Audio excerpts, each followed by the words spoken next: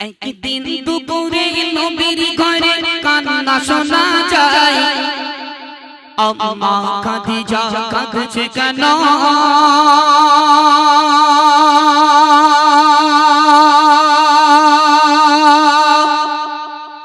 পড়িয়া সিজদায় আম্মা খাদিজা কাঁদছে কেন?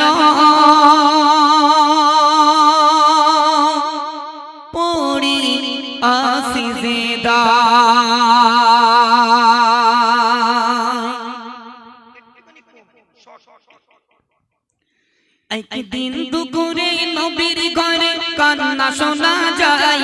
একদিন দুপুরে নবীর ঘরে কান্না শোনা যায়। আম্মা খাদিজা কাঁদছে কেন?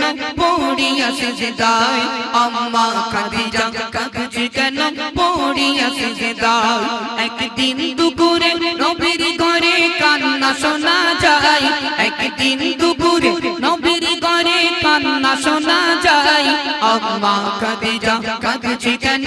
পড়িয়া সিজদায় আম্মা খাদিজা কাঁদছে কেন? পড়িয়া সিজদায়। মা ফাতেমা ছুটে ছুটে নবীর দ্বারে যায়। গিয়ে মায়ের দুঃখের কথা নবীকে শোনায়। মা ফাতেমা ছুটে ছুটে নবীর দ্বারে যায়। গিয়ে মায়ের দুঃখের কথা নবীকে শোনায়।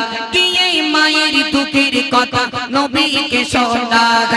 দয়ার নবী ঘরে ফিরে দেখলো কি গায়। দরজা জানলা বন্ধ, শুধু কান্না শোনা যায়। দরজা জানলা বন্ধ, শুধু কান্না শোনা যায়। দয়ার নবী ভেবে না পাই কি কারণে গায়। দয়ার নবী ভেবে না পাই কি কারণে গায়। আম্মা খাদিজা কাঁদছে কেন? পড়িয়া সিজদায় আম্মা খাদিজা কাঁদছে কেন? পড়িয়া সিজদায়। দয়ার নবী ডেকে বলে বিবি খাদিজা, দোহাই তোমার এবার তুমি খুলে দাও দরজা। দয়ার নবী ডেকে বলে বিবি খাদিজা, দোহাই তোমার এবার তুমি খুলে দাও দরজা। দোহাই তোমার এবার তুমি খুলে দাও দরজা। ভিতর থেকে কান্না সুরে বলল খাদিজা, ভিতর থেকে কান্না সুরে বলল খাদিজা, শর্ত আমার করলে পূরণ খুলিব দরজা। শর্ত আমার করলে পূরণ খুলিব দরজা। দয়ার নবী ডেকে বলে বিবি খাদিজা, দয়ার নবী ডেকে বলে বিবি খাদিজা, সব শর্ত পূরণ করব তোমায় কথা আজ দিলাম। সব শর্ত পূরণ করব তোমায় কথা আজ দিলাম। একদিন দুপুরে নবীর ঘরে কান্না শোনা যায়। একদিন দুপুরে নবীর ঘরে কান্না শোনা যায়। আম্মা খাদিজা কাঁদছে কেন? পড়িয়া সিজদায় আম্মা খাদিজা কাঁদছে কেন? পড়িয়া সিজদায়।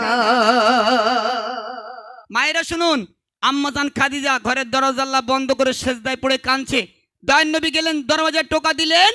আম্মাজান খাদিজা বলছে, ইয়া রাসূলুল্লাহ, ইয়া হাবিবাল্লাহ, হুজুর আমার কিছু দাবি আছে, এই দাবিগুলো যদি মেনে নেন আমি নবী দরওয়াজা, আমি খাদিজা দরওয়াজা খুলে দেব। তখন দয়ার নবী বললেন, ও বিবি খাদিজা বলো, তোমার সব শর্ত আমি নবী পূরণ করে দেবো, বলো কি শর্ত। তখন আম্মাজান খাদিজা কি শর্ত দিচ্ছে দেখুন। প্রথম শর্ত হলো আমি মরিব যখন তোমার গায়ের জামা হবে আমার কাফন।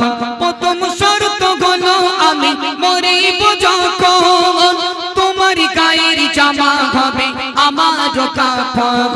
মুনকার নাকির আসবে যখন আমার কবরে, মুনকার নাকির আসবে যখন আমার কবরে, সেই সময় তুমি থাকবে আমার কবরের পাশে। সেই সময় তুমি থাকবে আমার কবরের পাশে। একদিন দুপুরে নবীর ঘরে কান্না শোনা যায়। একদিন দুপুরে নবীর ঘরে কান্না শোনা যায়। আম্মা খাদিজা কাঁদছে কেন পড়িয়া সিজদায় আম্মা খাদিজা কাঁদছে কেন পড়িয়া সিজদায় ও নবী আমি আম্মাজান খাদিজা যখন মারা যাব দুনিয়ার কোন দোকানের কাপড় কিনে দুনিয়ার